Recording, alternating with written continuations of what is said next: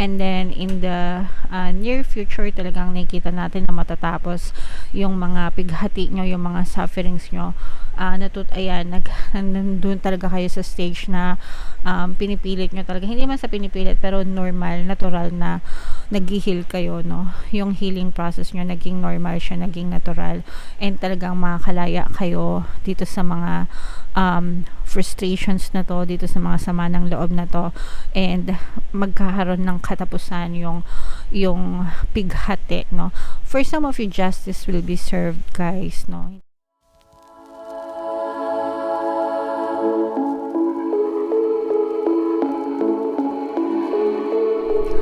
Hello guys, hello Cancer, welcome back to Pinoy Pixie Tarot. Ang pamagat ng episode natin for tonight is past, present, future. Ito isang timeless reading para sa Cancer, Sun, Moon, Rising Sign, and Venus. Shuffle ko yung cards guys, hanapin ko yung energy ng Cancer.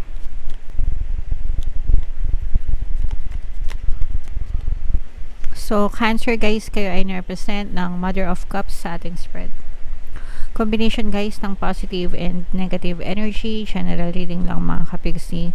Pwedeng mag-resonate, pwedeng hindi. So ito guys, yung sa baba, ito yung past energy nyo, yung recent past nyo mga kapigsi. For some of you guys, meron ditong presence ng air element, air sign, tsaka fire sign, Aries, Leo, Sagittarius, Aquarius, Gemini, Libra.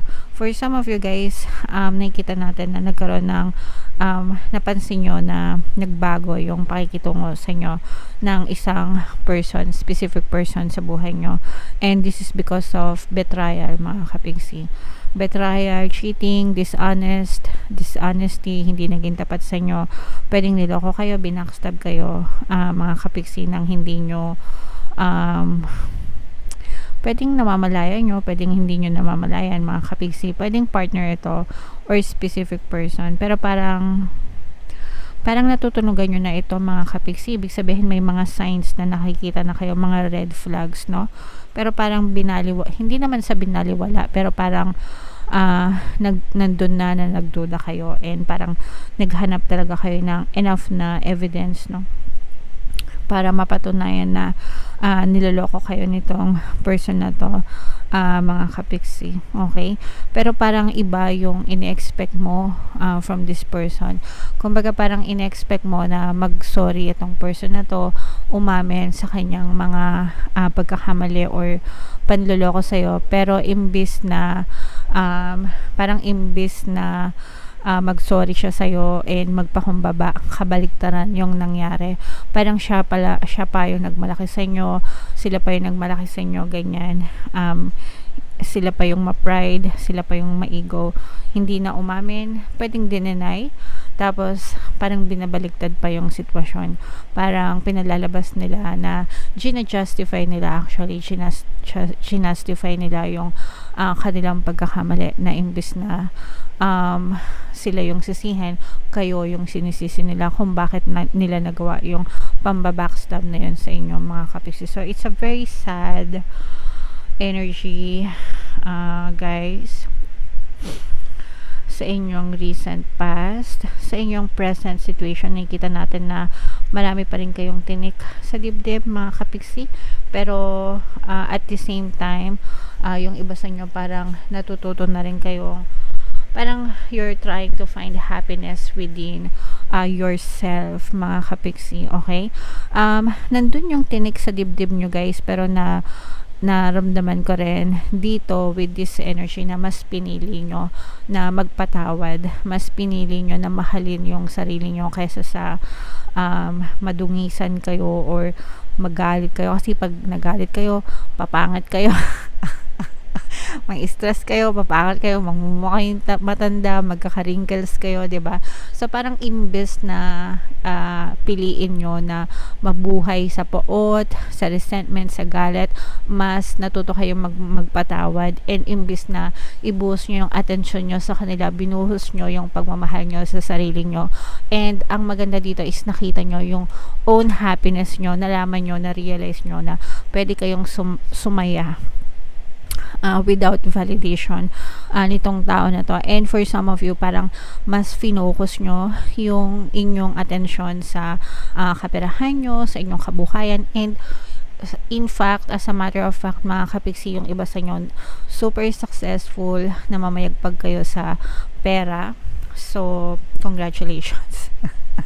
Okay, so it's not your loss, mga kapiksi, it's their loss na ginawa nila yun sa inyo, kasi hindi naman kayo yung nawalan, kundi sila. Actually, nag-gain pa nga kayo no, kasi nalaman nyo yung totoong pagkatao nitong person na to, nalaman nyo na hindi siya worth it sa buhay nyo, guys. Alright, and then in the near future, talagang nakikita natin na matatapos yung mga pighati nyo, yung mga sufferings nyo.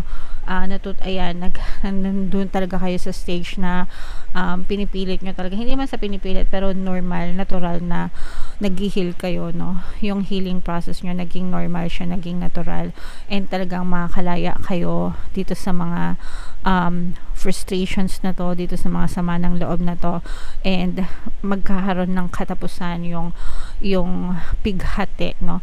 For some of you, justice will be served, guys, no? Hindi naman natutulog si universe. Yung justice na para sa inyo is makakamtan nyo rin. And yung yung gumawa sa inyo ng hindi maganda, feeling ko kasi, guys, yung iba sa inyo parang hindi nyo na sila pinapansin. Comment down below, mga kapiksi, and dadating yung time na yung hindi nyo pagpansin sa kanila, yung pag-ignore nyo sa kanila, parang nato-torture sila, no? Parang nato-torture sila doon, na kung ano-ano yung iniisip nila, na parang bakit kaya ito hindi siya apektado sa ginawa ko sa kanya. Yun, parang dun niya nalalaman na wala siyang value.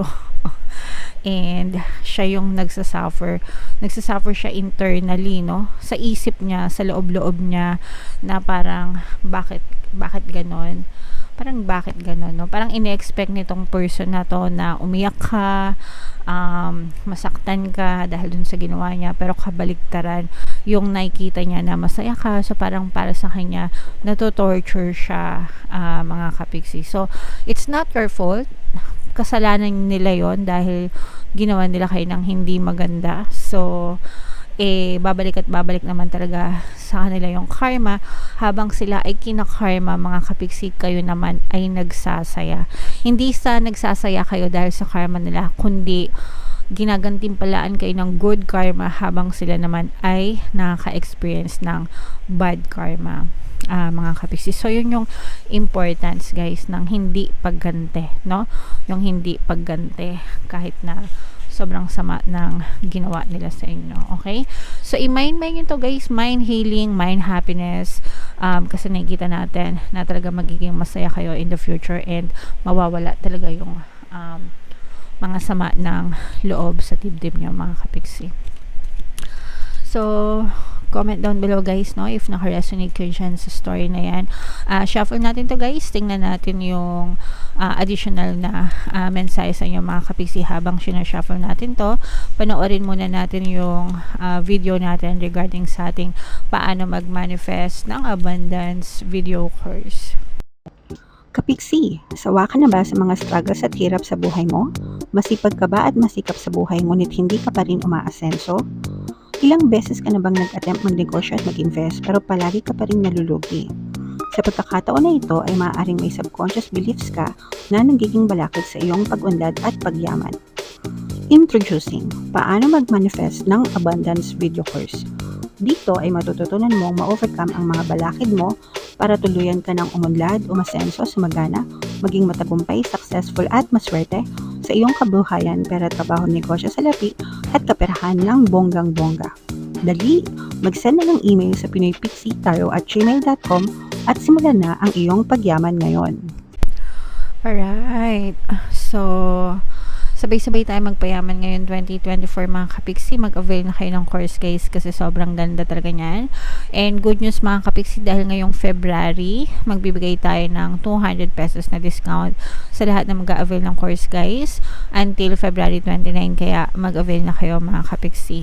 Meron din tayong email coaching, manifest your desires using the law of attraction. If meron kayong mga specific na gusto nyong i-manifest, guys, pwedeng love and relationship, pwedeng money or career, pwede kayo magpabook ng email coaching session with me. Mag-send lang kayo guys ng email sa pinipixietarot@gmail.com. So, ito guys, yung mga additional na mensahe sa inyo. You are safe, mga kapigsi. And ito naman isa, clear cognizance. So, hindi mo kailangan mag-worry, mag-alala. Especially itong mga, even if may mga ginawa sa yung masama, no? I am protecting you against lower energies and guarding you, your loved ones, and home. Palagi kayong pinoprotektahan ng inyong mga gabay, mga spirit guides, mga kapigsi. Palagi lang kayo magdasal, no? Bawat isa sa atin ay may gabay, and the word itself, gabay, yun yung number 1 role nila. Gabayan tayo, protektahan tayo, and tulungan tayo sa mga panahon na kailangan natin. So, on a daily basis guys, mag-alay tayo ng pasasalamat, pagdadasal, pagtibayin natin yung ating spiritual connection, mga kapigsi. And for some of you, itong clear cognizance, hindi naman ito mag-resonate sa lahat. Pero if makaresonate kayo, this message is for you. Pay attention to thoughts and ideas that come to you as they are answered prayers. Sometimes may mga nakikita tayo, 'di ba?